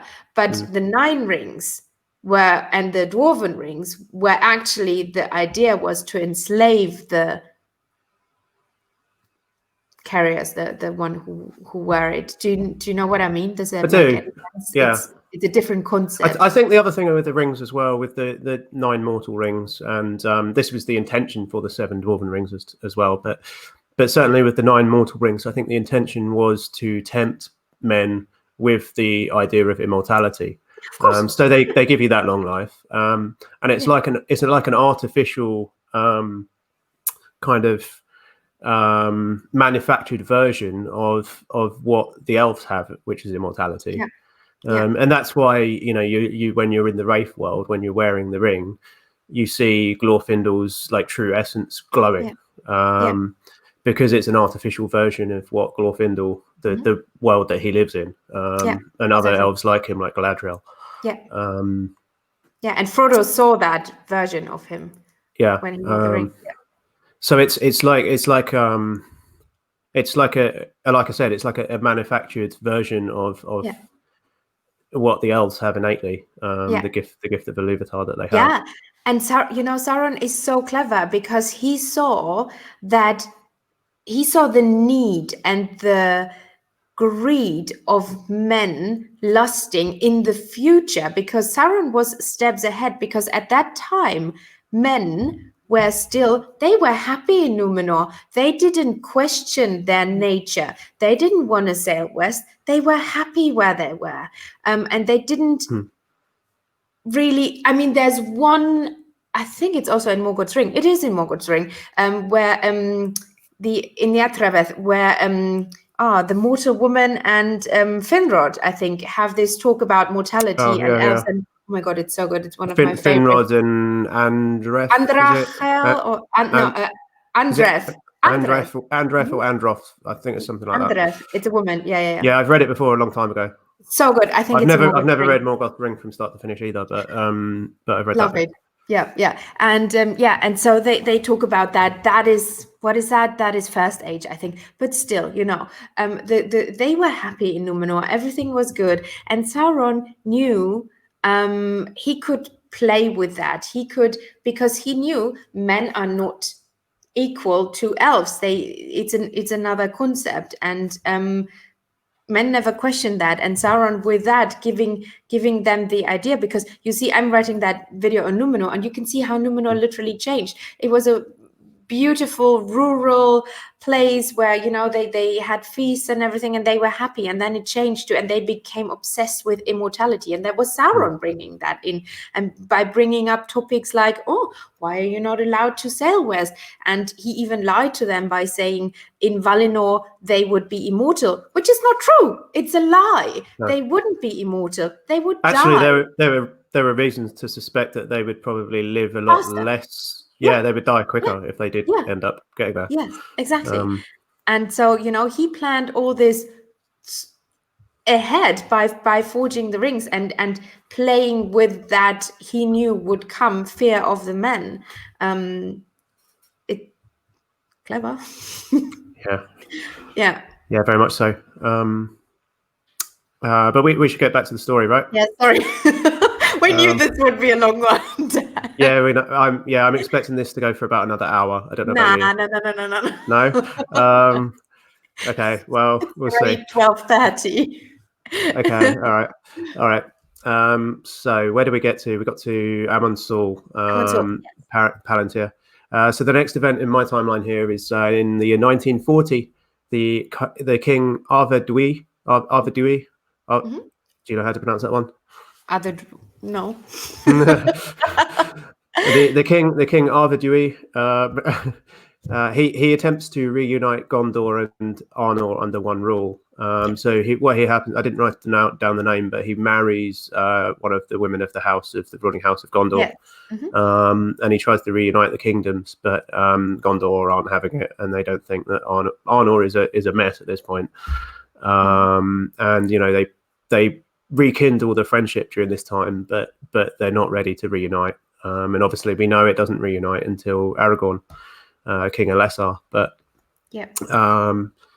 and then next, so this is 33 years later, 1973. When I get to these dates that are sort of like 20th century dates, real world 20th century dates, it always sounds weird when you say 1973, doesn't it? But our parents have been there. yes, exactly. In the year 1973 Third Age, Arnor, under the rulership of Eärnil,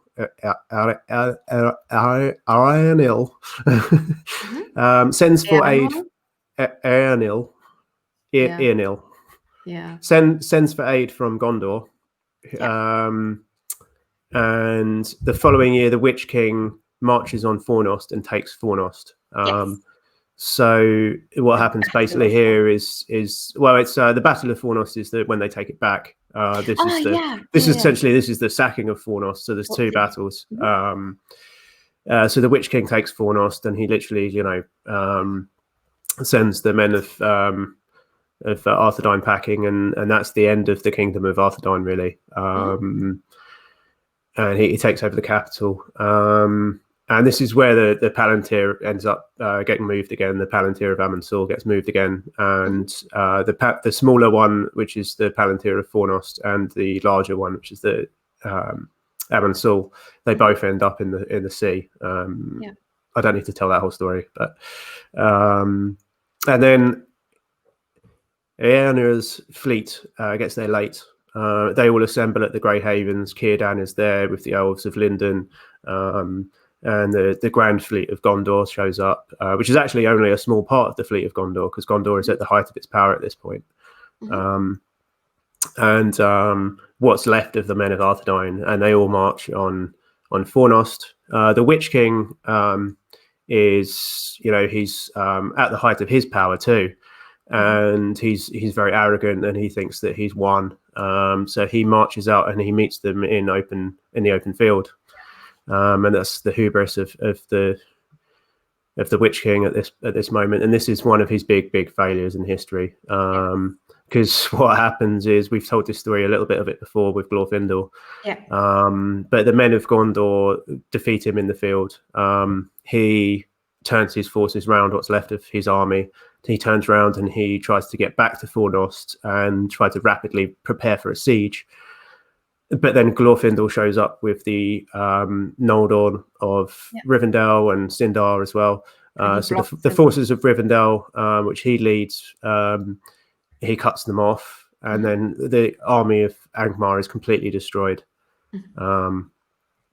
And then we get the great line of Glorfindel, which we've said before. So the Witch King goes after Eärnir, but Glorfindel jumps into the battle, and obviously Glorfindel shows up. Saves the day. You make moves, don't you, when Glorfindel shows up? So the Witch King runs. And then one super interesting thing, if people haven't seen the Glorfindel stream, Glorfindel was sent back and re-embodied. He died at the fall of Gondolin, dying fighting a Balrog. He was then re-embodied. It's the same elf, and he was re-embodied when the ring wraiths showed up for the first time. Around the time the rings were forged and the ring wraiths showed up, he was sent back to Middle Earth in the Second Age. Why? Well, I think it's the Valar tipping the scales again, isn't it? Yes. It's that balance of power shifting too far towards the shadow, and exactly. It's like Star Wars, the balance of the Force. it's like that kind of. But it's the Force has a will of its own, but this is literally, this is like the gods stepping in this moment. But yeah, so this just happens at the same time. Glorfindel And Glorfindel, prophecy. he makes a prophecy. He says he stops Eärnur from going after him, and he says, "He will not return to this land. Far off yet is his doom, and not by the hand of man will he fall." Which is, we've covered this before, so we don't need to cover it again. But that's the prophecy that he makes, which ends up in him not falling by the hand of man, which we'll get to next time. And that's the end of the War of the Angmar War. And we see from this is the start of the line of the chieftains of the Rangers. So this is Aragorn's line. Arthur Dewey was Aragorn's ancestor too. So he was of the line of Elendil, and his son Aranath was the first chieftain of the Dunedain. Exactly. So like the sons split up, founded Gondor and Arnor, and Aragorn is from the Anorian kingdom. But then later, what you just said, he because everything takes place later on in the Lord of the Rings in Gondor, around Gondor, Pelennor Fields, and everything. Yeah. And so he becomes the king of Arnor and Gondor, and I think that's very often because you never hear anything about Arnor in the Lord of the Rings, or not that much, and especially not in the movie. So I think that is really important, and he's from that line of Elendil. Yeah. So there's two United Kingdoms in the early part of the.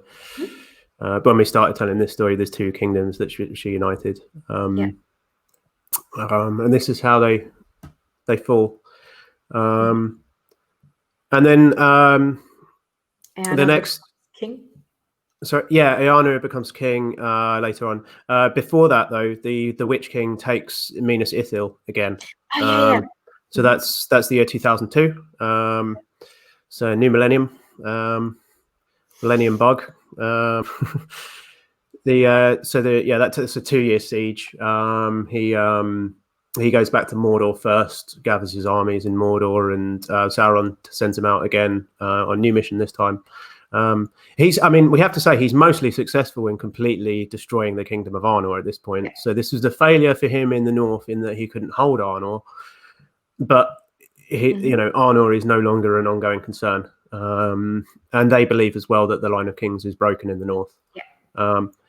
But then there's the 2-year siege of Minas Ithil, which starts in the year 2000, and then they finally take it in the year 2002, and it becomes Minas Morgul.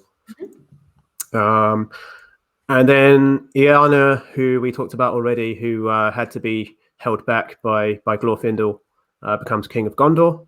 And at his coronation, the Witch King sends him an invitation to come and face him in single combat, which is a wicked moment. So cool. He's literally, he's like scaredy pants. Come and get me.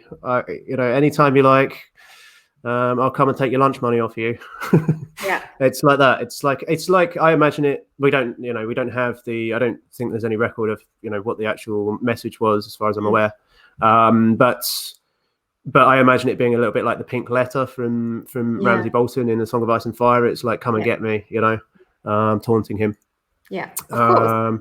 And you wonder because that was at his coronation. We do know that message arrives. So you wonder how that scene played out. It would be cool to see. But yeah, and what happens is his steward. I think I've got the name of the steward here. Mardil has to hold him back. So his steward basically says to him, "Look, don't be a plonker. Just don't go marching on Minas Morgul by yourself. Just take it easy, look after your people."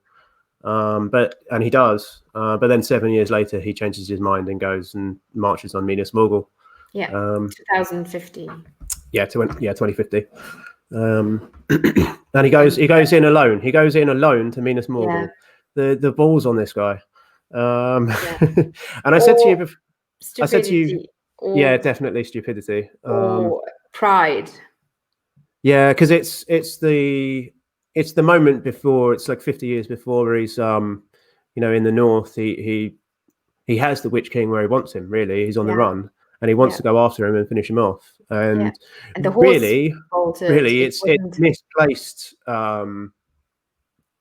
Really, because it was Glorfindel that actually defeated the Witch King here in the north. I think. At least that's my impression.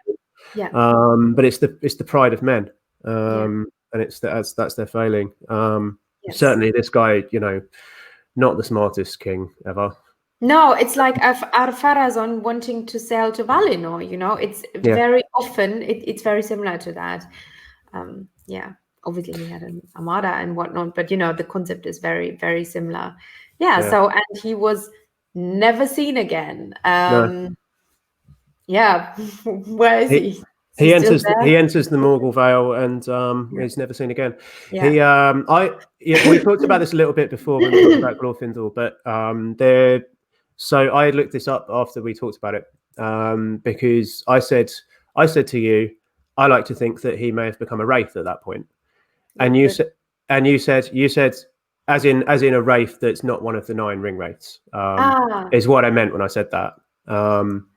But you said to me, no, that's not possible because it doesn't fit timeline wise, and obviously you're right in terms of the 9 Nazgûl. And then you said to me, isn't that the plot of one of those video games? And I thought, well, maybe I might have heard that somewhere. Shadows of Mordor. Turns out that it's in. I don't think it's in Shadows of Mordor, but it is in. I was right. It was in Lord of the Rings Online. Which the plot line that they have in that is that he was stabbed with a Morgul blade, and then wraithified the same way that they tried to do to Frodo in the books. And then he becomes Gothmog, which is the lieutenant of the Witch King in the Battle of Pelennor Fields. Who in the movies is portrayed as an orc, but in the books he's not ever. We never know. We don't know who he is. He's mentioned. It's a name that's mentioned, but it's Mouth of Sauron. Mouth of Sauron is a Black Númenórean, as far as we're aware. Yeah, you're right. You're right. I think anyway. That was my impression of him. Yeah, but we don't. Gothmog was. Why would he change the name? So Gothmog is a character that we see in the Return of the King in the Battle of Pelennor Fields after the fall of the Witch King. Spoiler alert if you don't know that story, but it's a named character that we don't know what he is. We don't know if he's an orc or a Nazgûl or something else. So it's Gothmog is also is the name of a first age Balrog. We should say as well. If you do look up that name, to avoid confusion. He's killed Fingolfin. Yes, the original and best, I would say. Yeah. Although I do like that character in the movies with his like weird cancerous growth that he has over his face. That's what. Yeah. So that's the character that they had take over in the movies, isn't it? After the Witch King dies. But we don't know that he's an orc from the books. And in that Lord of the Rings Online game, he was originally, his backstory in the Lord of the Rings Online game is that he was Eärnur. Cool. Which is pretty cool, actually. It is, yeah. And it shows a level of awareness of canon, doesn't it? At least. Yes. Oh, they're good. They're good there with that. The Shadows of Mordor game actually does have some. I looked this up as well because I was interested. I've never played any of these games really, apart from about 2 hours of Lord of the Rings Online. But the Shadows of Mordor game actually does have some backstories of Nazgûl, but they're really stupid. Really stupid. Yeah, because that is the ones that the timeline doesn't match up there. Helm Hammerhand is one of them in that game. That makes no sense whatsoever. What? Good guy. Yeah. But yeah, should have taken Castamere. He would be okay, but also time-wise doesn't make sense. Yeah, no, that doesn't make sense at all. But it could be a wraith. You're right. They wanted Frodo to become perfect. I understood Nazgûl, so that was why I said can't be, because they showed up in Second Age. All of the 9 showed up in 2251, so that doesn't match up. Yeah, we know they're all Second Age men. So we know that much. But it doesn't mean that other wraiths can't be created, because we have I'll close on a story about wraiths actually, because we know that the Morgul blade makes its first appearance in the timeline that we're aware of here, because this is centuries later, after the fall of Minas Morgul, and after Eärnur goes there and tries to challenge the Witch King in the year 2475. This is the fall of Osgiliath. Yes. So Osgiliath is the capital of Gondor at this point, and it's a large city on the river, and it's the home of the other large main Palantir as well, and it's destroyed by the Witch King in the year 2473. So he goes and invades, and the steward Boromir, his name is not our Sean Bean Boromir. Yeah. But one Names of his are very often repeated. one of his ancestors with the same name is killed with the Witch King by a Morgul blade, and we have that in the appendices. Yeah. Which is a cool little footnote. Yeah. And it's interesting because when Frodo is stabbed with the Morgul blade, obviously Aragorn treats him with the Athelas plant, which is the plant that he goes and finds in the wilderness, and that sort of suggests that there's prior experience there at work, that this isn't the first time Morgul blades have been seen in Middle Earth, and that they know that that's a weapon that's and that there's a known treatment for it, which we have this little footnote in the histories about a Morgul blade. Which we don't know anything about Boromir. We just know that he's dead. So presumably he wasn't wraithified; he was killed. But there may have been other instances of Morgul weapons being used at this time. Wasn't Faramir, when he was attacked and almost died, was that also a Morgul? Was he stabbed by a Morgul blade or something? When he goes and tries to reclaim the ruins of Osgiliath. I don't think he's stabbed. No, I do not remember. I think it's just. Because in the book it's different than in the movie. I think it's just the Black Breath. Okay. As far as I recall. Okay. Yeah, they because Aragorn also heals, like he gets healed, and in the house of the healing. Yeah. And he hooks up with Eowyn there, doesn't he? One of my favorite love stories, actually, those two. I like that chapter. I mean, it's not Beren and Luthien, is it? But as far as the Lord of the Rings goes, it's the only little bit of romance that I actually enjoy. I'm not in there for romance. No, me neither. For drama or like ill-fated romance, like Eol and Arethel and something like that. That's what I'm up for now. It's the only little bit of romance that isn't, just written at the last moment, like the Arwen and Aragorn stuff. Because in the books, the Arwen and Aragorn thing is not really happening. Like anything, what does she do? She sews that banner for him, and then the twins bring then the banner and the other. I know.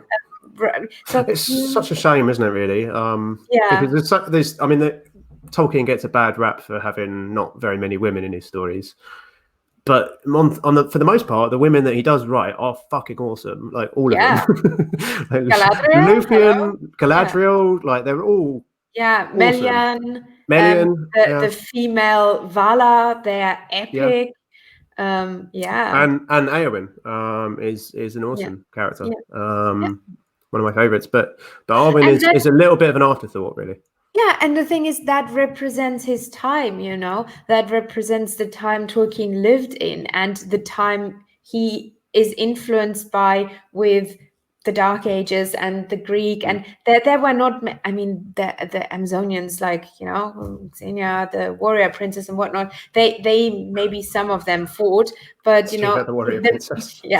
But the majority of women didn't fight, and this is a story about war, right? So obviously there are not many women, but he wasn't anti. He loved women, and they were powerful in their own right, and they fought their own battles, and they were like Arathel. I love that character, or Idril. I love her. They were so clever, and they were cleverer than the men. You know, Idril built the tunnel, and she never trusted Maeglin. Her father did. You know, like all that. He loved women, and he gave them really cool roles, and I don't let that count when somebody says, if Luthien had been around in the War of the Ring would have been over in about 5 minutes. She would have just probably she would have sang a song, and then everyone would have gone to sleep, and then Frodo would have gone to the mountain, and that would be the end of it. Yeah, the end. Yeah, no. Good. But yeah, Witch King. So that was a footnote with the Witch King with stabbing the steward.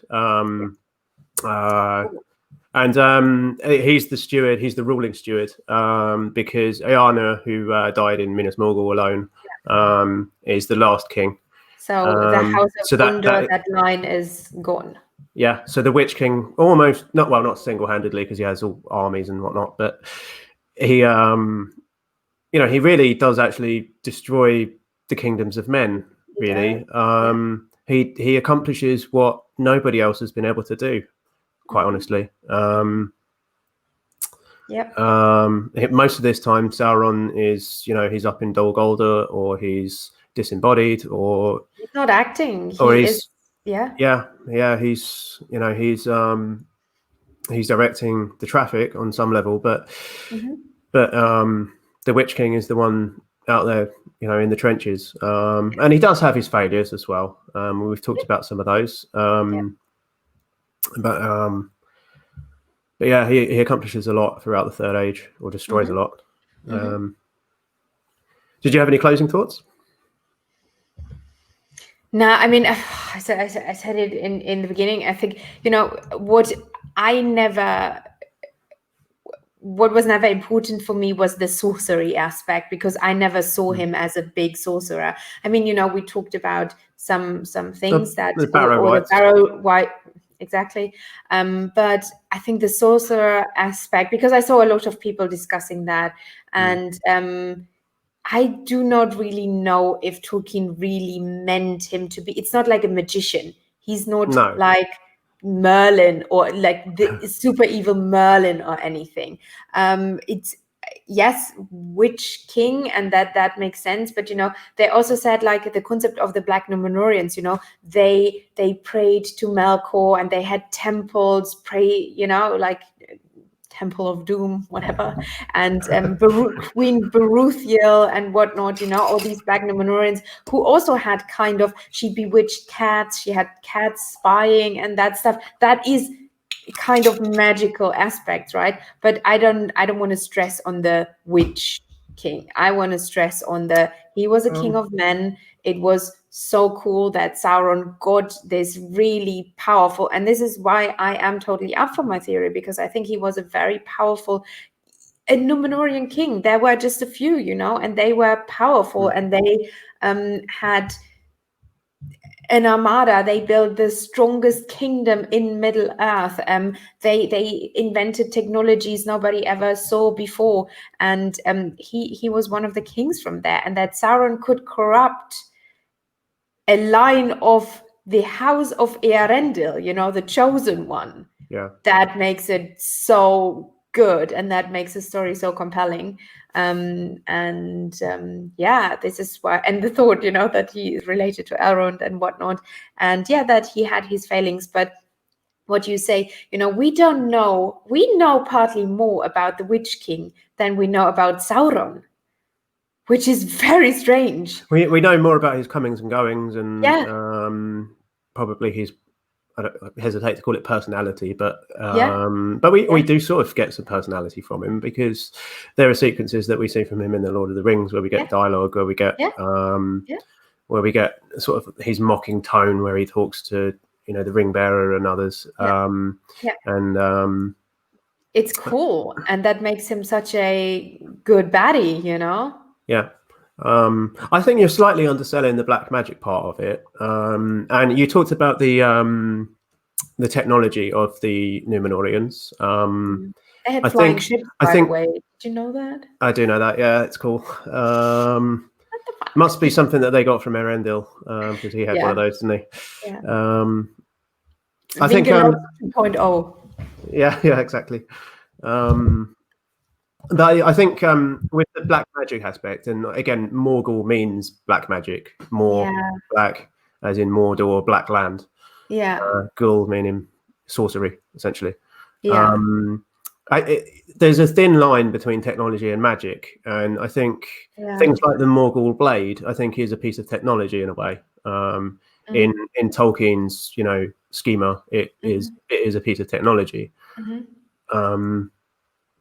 But it's magic to us because we're reading a fantasy novel. But within Tolkien's fictional context, I think it's that theme of like industry taking over, and it's that aspect. And that's another sort of thing about the pride and the weakness of men. Yeah.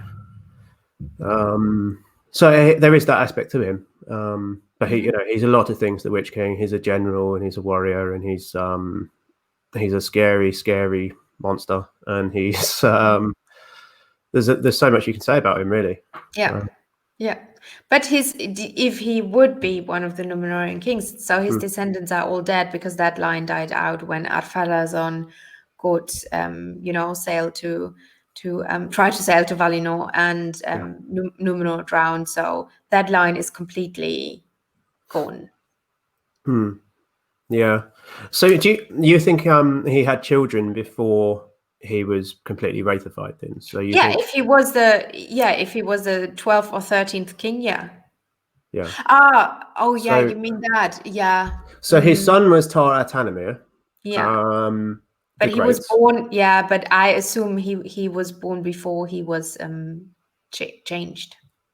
I think he was born before he went to Middle-earth. If it was Kiryatan, the son was born before he went to Middle-earth.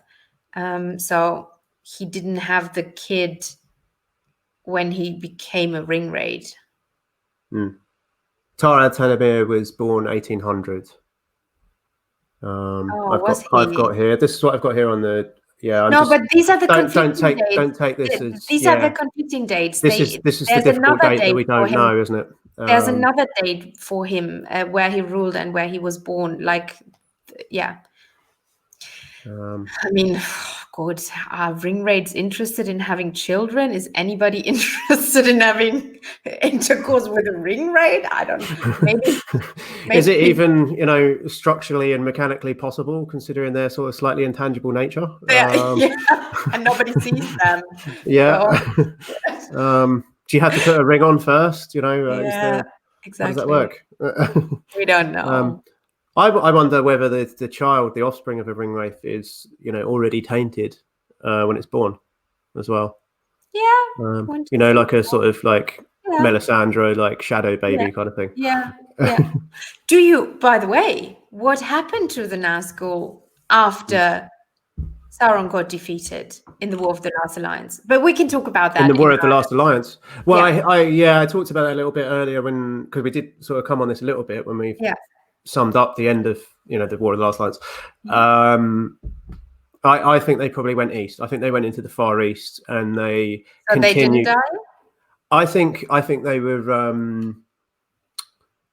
I think they were probably reduced in power, but they were still spirits that still had some connection to the material world. I think they were further drawn into the Wraith world. But the ring is destroyed, and they're...